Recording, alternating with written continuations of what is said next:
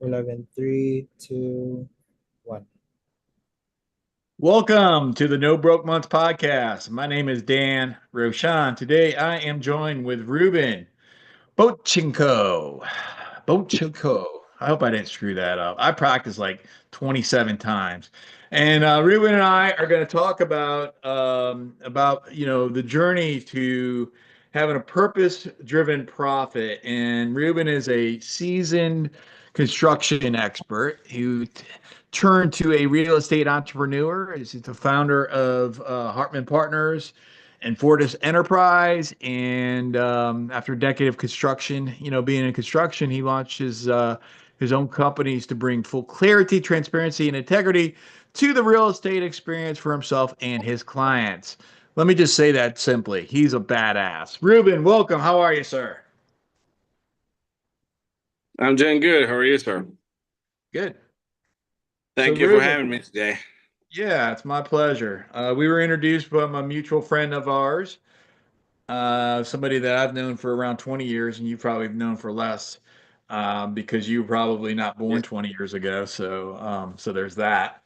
Uh, I was, but yeah. I'll just tease you, man. So Ruben, welcome and purpose-driven profit. I want to talk about that, but before we do so, I want to get a little bit of like a background of who you are. I know you live in Canada, but you weren't born in Canada, and you were born someplace else. And tell us a little bit about your journey, if you could, please. Yeah, I was born in Moldova, and then my dad from Ukraine. So I have spent mainly my whole life back in Ukraine, and I was in construction with my dad since 3 years old. Basically, I was the first kid in family, and he just took me wherever he wanted to go, and yeah. So I was working with him a lot. Then since 14, I was doing projects on my own already, and then we moved because of the war. So we was doing some real estate and then construction back in Ukraine. So I know everything. And then we moved back to Germany. We spent there 3 months, and then we moved to Canada. And in Canada, whole family, everything's great. So now we not worrying too much, but we still have relatives back in Ukraine, so it's a little bit tough. And with everything what's going on there, with corruption, politicians, and everything, so having lots of troubles, but trying to How help long, as many people as we could. how long you been in Canada? We moved there in 2022. Okay. And so Germany for 3 months and then Canada. Yeah, Canada is for 3 years now. And so you have family in Ukraine, like extended family still? Yeah, my grandmother, my other grandmother with her family. Yeah, my aunt, happily, he went to Swedish, but everybody else is left there. We offered them to come out as well, but people, they lived all their life in one spot. They don't want to move, so our grandma's just living there. Are like the proximity of where they live, are they in danger or is it relatively Yeah, safe they or are. what's that look like? Yeah, my city I came from, it's Odessa, and it's on the shore of Black Sea, and we have one of the biggest seaports in whole Ukraine. So it's very strategically important city, and it got bombed a lot. Sorry to hear that. Yeah, unfortunately, but there's not much I can do about that. Well, that's true. Yet, I know that your mission in life right now is driven by, some of that history that you've had. So tell us, like, what are you doing now? So my purpose started probably in Germany because when we left our house, we left everything there. We had just a little money for gas to go to Germany because we have to left everything. We just had our minibus, Toyota Hiace, and then we just drove to the Germany. And lots of people helped us. German peoples. Then when we get to Canada, Canadian people helped us a lot. And I know my dad. He teach me that you have to help everybody you can, even like the people who really need help. You know, some people they just like trying to trick you or scam you. We need help, but they actually don't. But you have some kind of feeling when people actually need help, and you just go and help them out.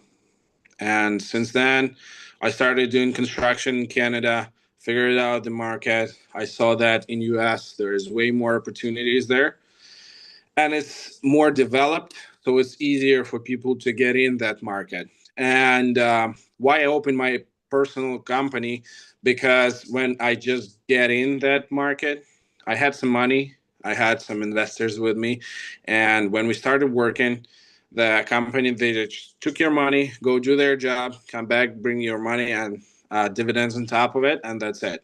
And I'm the person who loves to understand how everything works, and that's why I build and my partners we build in our own companies so we can give you full transparency, full clarity. If you want, we show you all steps of the way so you understand how everything works, and we don't worry to make you uh, another real estate agent or another entrepreneur, because there's lots of real estate in US and in other worlds, so there is enough for everybody, I think. And when you create in a community, when you show in full transparency, you find in yourself in a good position to find good partners, because you attract what you reflect in. So that's why we're doing everything to help people to know that real estate is not that hard. You don't have to have millions to get in. You just need to know right people and right strategies to do that. Okay. So what type of, so you're investing in the United States, is that correct? Yes. And I know that you're in different markets, Philadelphia being one of those markets. What type of investing are you doing? What markets are you doing them in? Walk us through that if you could. So mainly we work in Philadelphia right now, in Florida. In Philadelphia, I love that state because Section 8 there is very great. And Section 8 is, I know you know what Section 8 is, but like basically Section 8 is a government-based program for low-income families. And when you do rent to Section 8, you don't have to do very fancy renovation. You just do everything very simple, but very good condition. So you don't have to spend lots of money on renovation. Just do everything simple. And because those people in Philadelphia, it's very landlord friendly state. So if something going on to your property, you just make statement to the government, and they get those people out within weeks. So just to compare it, in Washington, I have a friend. It took him a year to get squatters out and In people who was DC? damaging his house. And what you say, Yeah, yeah. Washington? Oh yeah, DC is horrific. Washington D.C. and then Washington State as well, and Yeah. California. All those states are pretty bad for renting out. You can rent out, but you're risking a lot. In Philadelphia, it's the opposite way, and it's good to do Section 8 there because middle rental per month is about $200 to $300 more than you just would rent it to somebody else. And one more plus is that it's government-based program. So when COVID hit market, nobody, like lots of people wasn't paying rent because they didn't have income. And Section 8 was paid. In Philadelphia, at least, everything was month to month, day to day. There is no delays. Everything was great. So that's why we're doing it there. Plus, the house is there. To find deals, you can find house as low probably as like 50, 60,000. If you have a little more money, you can get something for 90,000 renovated and get very good value of 200 to 240,000. Are you financing these? Or you doing cash? How are you doing these? Depends on the clients, but what I prefer is to maximize our opportunities with money what we have. So, for example, if you have $100,000, we'll try to go through the lenders or the banks, depending on your credit history or credit score. And instead of just taking house for 60,000, put in 40 in renovation, it will come out to 100, 110, like approximately, and you making, I don't know, 30, 40,000. We'll try to divide it to two sums so you can buy two houses with the same money and make double. So our strategy, and we treat people as we want to be treated. So that's why we prefer to do that way. If our investors, they don't want to do, we just based off of everybody personally. Okay, so walking through this, so you have basically like an end buyer, a purchaser. They're getting financing. You're finding the deals and you're managing the improvements. Is that like the structure that I'm understanding? Can you repeat it? I just missed a little That's bit. okay. That's all right. So what I understand what you're doing is that you're finding an investor, an end user. You are finding the deals, and then you're doing any improvements, and you're doing the logistics of like sort of navigating through all the A to Z type thing, and then you're Yes. making some sort of profit. How are you making your money? So I'm making my money for managing, finding, and completing, like you said, from A to Z. Yeah. And depends on the case. Some people, they want to be invested in the case. They want to know every step. They want to do everything together. This is one type of percentage we get. And when you don't want to get, you just like, you need, for example, let's say 10, 15% a year. And here's my money. Just do whatever you want with it. We do different type of deals, and we just, like I told you before, we based off of clients or their preferences. So I make money just managing everything, finding you the best deals I ever could, because my money is online as well. Yeah. Because the more we make, the more I make, the more you make, and everybody's happy. How are you, if you're doing financing, how are you doing that as, in the US as living in Canada? Is that a problem or a challenge? It's not, because I'm now more often in the US than in Canada. I have projects there. I fly and manage them. I'm personally boots on the ground. I check everything. I trust my people who do renovation, but it's still, you need to go look at it, check it out. That's why I'm very often in the US. It's not challenging. I love traveling. I love managing things, and this is what I do. Plus, I have managers on the ground all the time, so I have. If it's needed, we can send you photos or proofs of renovation done every week, or whatever chores we agree. So you have all full steps of the way. You understand, hey, this is week it was like this before. This week, in the end of the week, we have this. So you compare, you see the work is going. You're not wasting your money or time. So we show you everything. Okay. And so you said Florida as well as Philadelphia. What parts of Florida? Yes, we do in Florida. I have one project right now in Florida. It's a pretty good location. It's close to Tampa Airport, close to schools, close to the ocean. It's a very nice place. I I've been there like a few days ago. We found a very good team to work with, and we're finishing this project renovation this month. So next month it will be on sale, and we do rentals as well in Philadelphia, in Florida. So what we do as well, either Airbnb, either we buy a house, and then we do, for example, it's five bedroom house. We do out of it 6 or 7 if we can remanage that, and then we just rent it out by rooms because it maximizes your cash flow. And we have managing companies and in Philadelphia and in Florida and different states as well. In Texas, we do deals as well. So we have managing companies we work with to take all your headache off of you and just give it to the company, and they charge you about 5, 7, 8%, depends how you negotiate. That's for managing the short-term rentals. Yeah. Yes. Got it. All right. So you really have, like, what I hear you saying is like three different buckets here. You've got you buy and hold, and you prefer Section 8. You've got the short-term rentals, and then you've got the buy and fix and flip. Am I understanding you correct? Yes. We have I have few partners. I'm personally managing more Section 8 and flips, Okay. and they do short-term rentals and then long-term rentals. Okay. And so then what's the majority, like how much, if you segment this, like how much is each? Like, is it a third, a third, a third, or is it more, more towards one or the other? How's that work?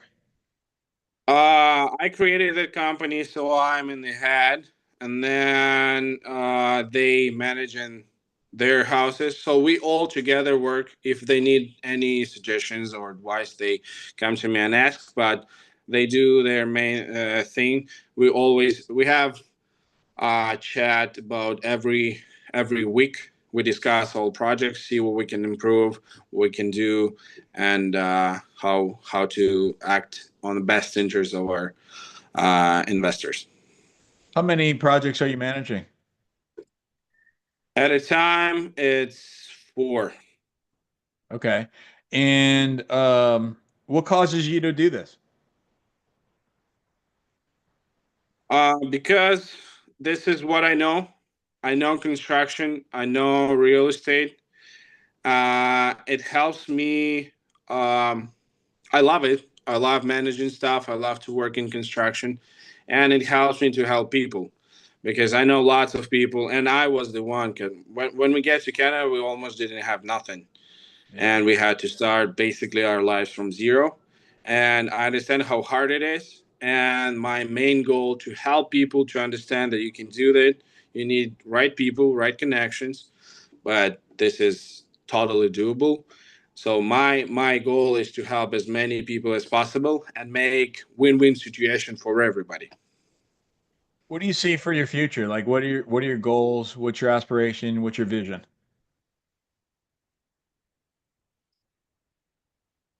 I'm I'm follower of the Christ, so I'm trying to help as many people as I can through my lifeline, and make my family, myself, and people we work with financially free, independent, so they don't have thoughts, oh, what I'm gonna do tomorrow, or what's gonna happen if something, I don't know, cuts off tomorrow, or if I lose my income or something.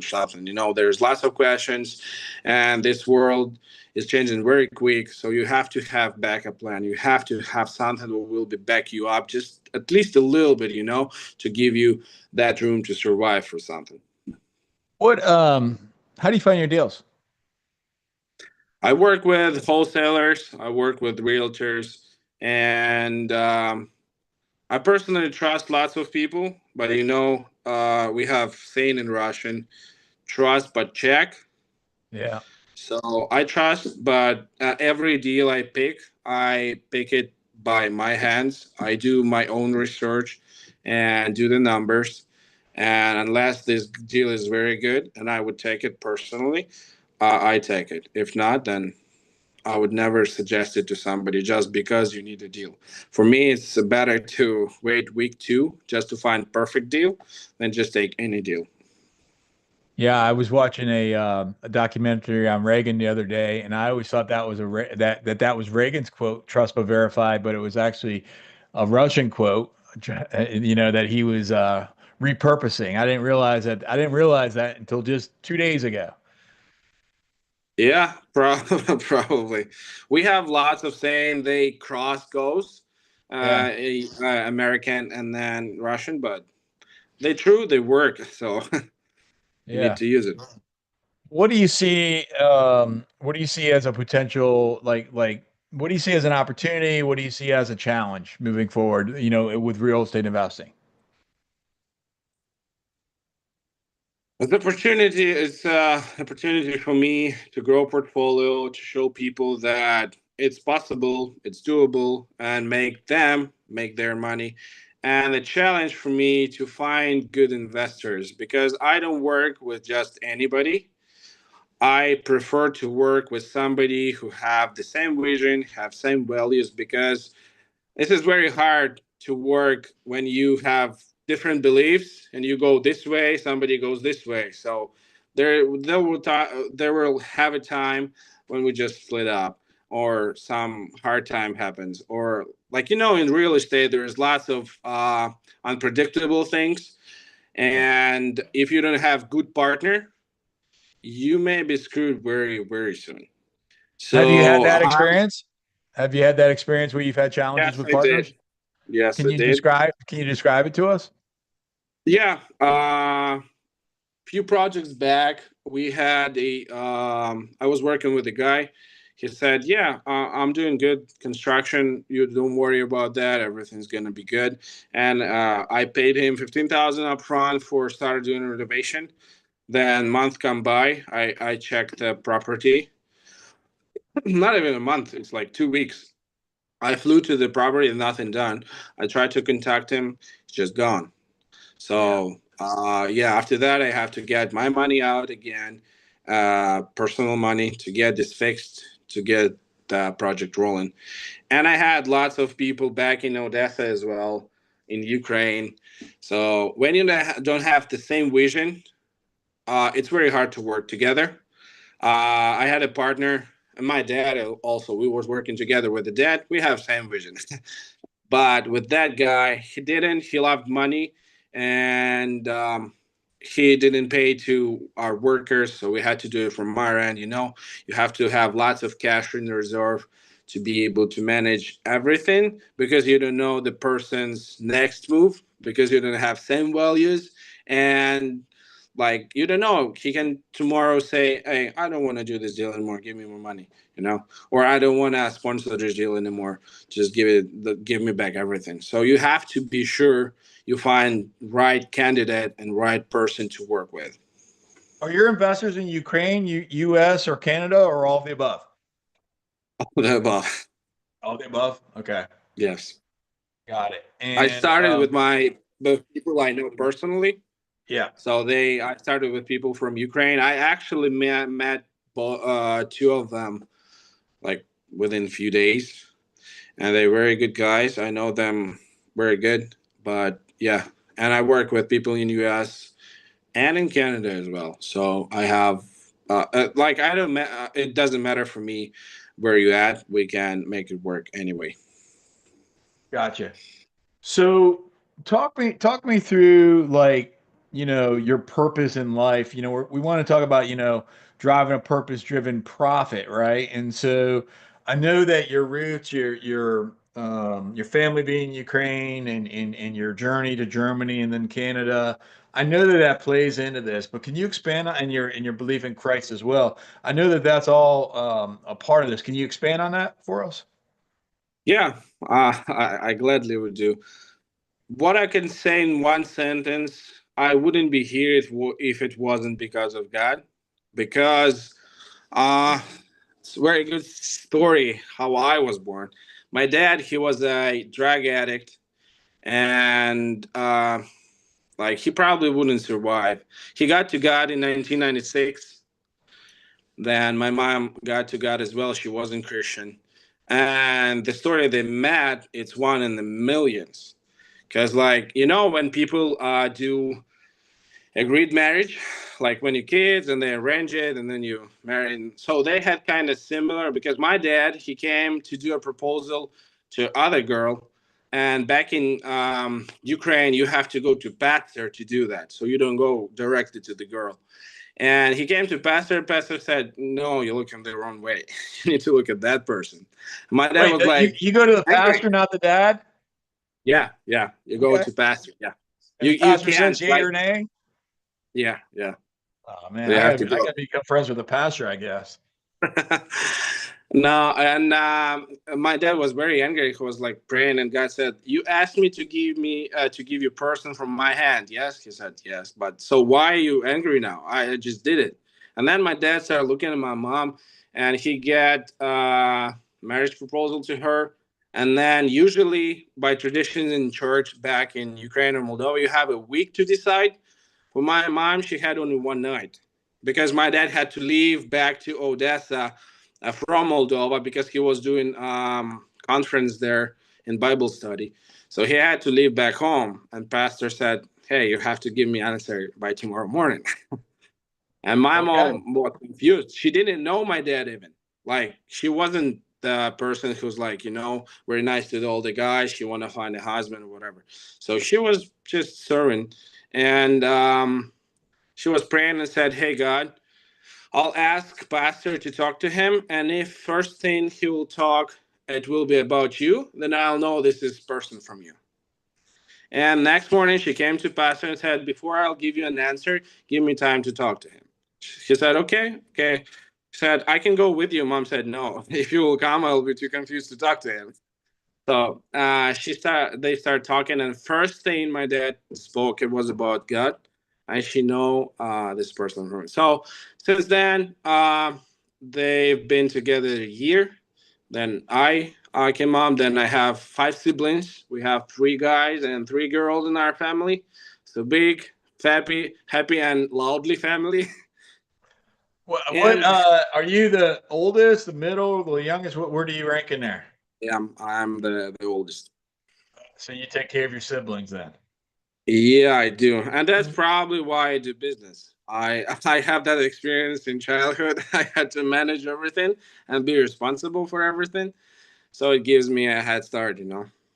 How old were your parents when they got married? My dad was 27 and mom 25. And they had one day to figure it out. Basically, my dad had a little more because he had few days to walk and to watch my mom how she acted, like is he wanna be with her, but she had only one night. Yeah. God bless. Yeah, that's Yeah, why man. I'm telling you, it's like 31 in the millions. Well, thank you for sharing that with us. Um, let's go back to real estate. I mean, I'm genuinely curious about that, and thank you again for being transparent and vulnerable and sharing. And I do want to go, finish up talking about investing in real estate. So I know that you're looking for the right investors, you're looking for the right connections. How can somebody get in touch with you to have a conversation, just to meet you, maybe just to brainstorm? Like how can somebody get connected with you? It's better to text me. I think I send you guys my number. If not, I can just say it out loud, or you Go ahead, can email to say it me. out loud. Say it out loud, Yeah, please. it's 253-386-3364. Repeat Or I that. have Hold on. Repeat that two more times slowly so yes, people can get it. it's And hold on two one second. Hold five. on, Ruben. Hold on.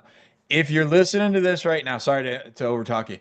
Well, if you're listening to this right now, and if you want to be able to learn more about real estate investing, and you want to be able to, just have a conversation with Ruben, get out a pen and paper and write this phone number down and send him a text. Go ahead, Ruben.